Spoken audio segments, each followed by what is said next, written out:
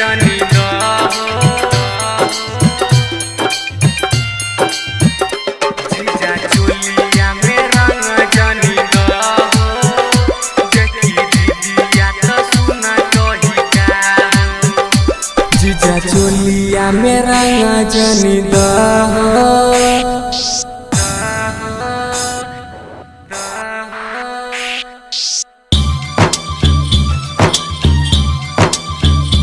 जीजा चोलिया में रंग जानी दो देखी दीदिया तो सुन कही का एहो पानी नादान तू रहे एहो पानी नादान तू रहे खाली रंग दाना मर गलिया जीजा चोलिया में रंग जानी दो देखी दीदिया तो सुना कही का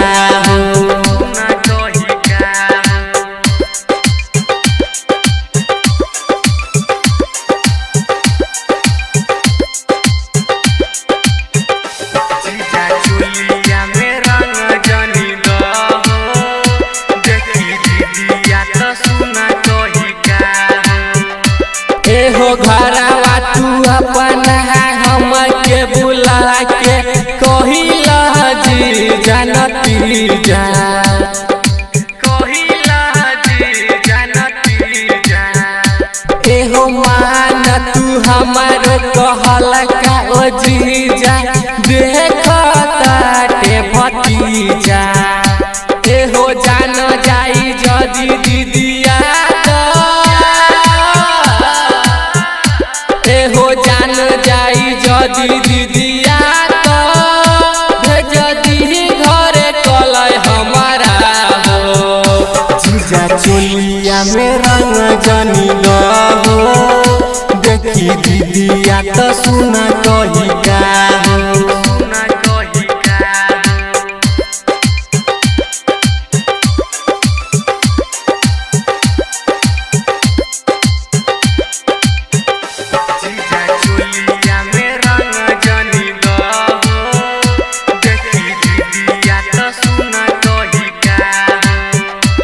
एहो पहिले जे जानती करब तू ऐसन जीजा कसम से न अइली जीजा कसम से न अइली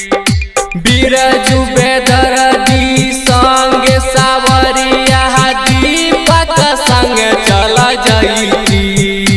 रंग देल तू मोर लहंगा रंग देल तू मोर लहंगा के और कहतार रंगब गलिया हो जीजा चोलिया में रंग जानी दो देखी दीदिया तो सुना कही का presented by Diwangi Digital Recording Studio, Gandhran Chowk।